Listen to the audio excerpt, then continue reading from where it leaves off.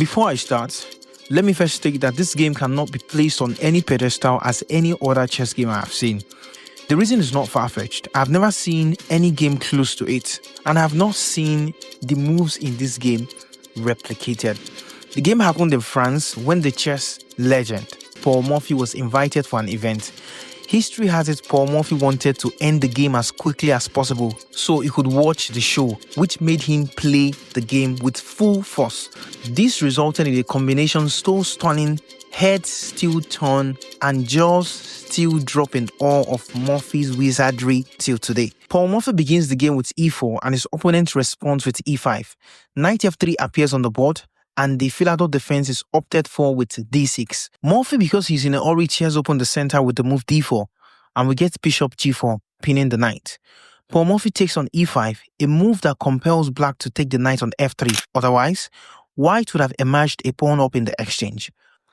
Morphy recaptures with his queen on f3 and moves his bishop to c4, threatening checkmate as early as possible in the game. Morphy understood the assignment, and at this point he's already winning. But as you know, for Morphy, it is not just about winning, but winning the best way possible. Let us see how he's going to pull that off. We get knight to f6 to block the checkmate threat, and Morphy retaliates with queen to b3, attacking the pawn on b7 and f7 at the same time. Black played a clever move here by protecting the pawn close to the queen. After this move, Paul Morphy did not take on b7 because black would not lose the rook.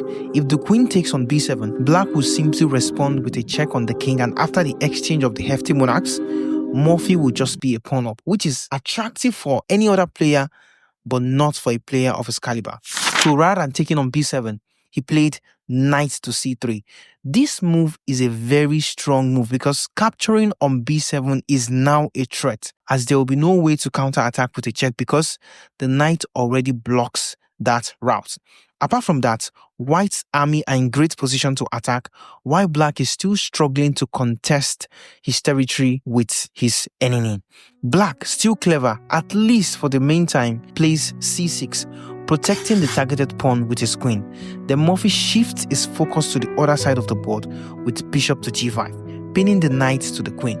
At this point, black plays a move he thought was wise, which is b5, but Morphy shows him the move is not wise, but otherwise with the brilliant move, knight captures on b5. At this point, Paul Morphy's uncle probably thought Paul Morphy blundered their knight, so he recaptures the knight gracefully on b4.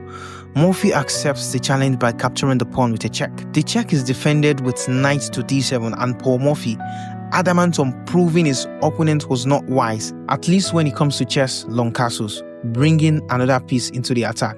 His uncle introduces his own rook to defend the position as well, but he did not know Paul was armed to the teeth to expose all his fury. He plays rook takes on d7, and after black recaptures with the rook, Paul introduces another piece into the attack with rook to d1. Since the rook is helpless and pinned, his opponent thought the best way to proceed would be to exchange queens to reduce the pressure and tension on the board by Paul Morphy. He thought after the queen trade and the bishop captures the rook, they will be able to take back, making them a point up in the game. But sadly for him, the reality dawned.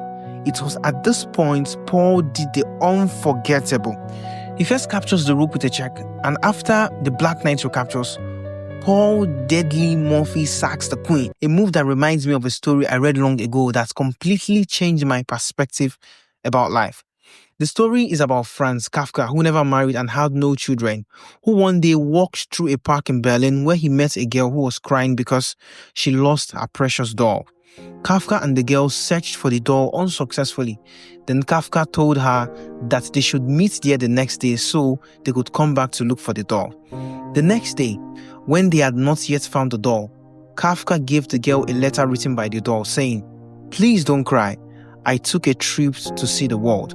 I will write to you about my adventures." The coming days, Kafka gave the girl more letters claiming they were sent by the doll. The letters contained adventures the girl really enjoyed and found adorable. Then one day, Kafka brought back the doll that had returned from Berlin. "It does not look like my doll at all," said the girl. Then Kafka handed her another letter in which the doll wrote, "My travels have changed me. Only after this letter did the little girl hug the new doll and took it home. A year later, Kafka died. Many years after, the now adult girl found another letter written inside the doll. The tiny letter was signed by Kafka and it reads, "Everything you love would probably be lost, but in the end, love will return in another way."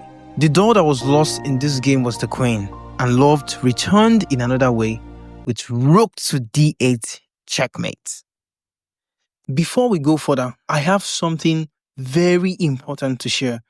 This morning, I got a notification from YouTube that my channel is 1 year old. I have to confess, when I uploaded my first video on this channel last year, I never imagined I would have this many subscribers. Close to 900 subscribers, never. I thought one had to be a celebrity to have these many numbers.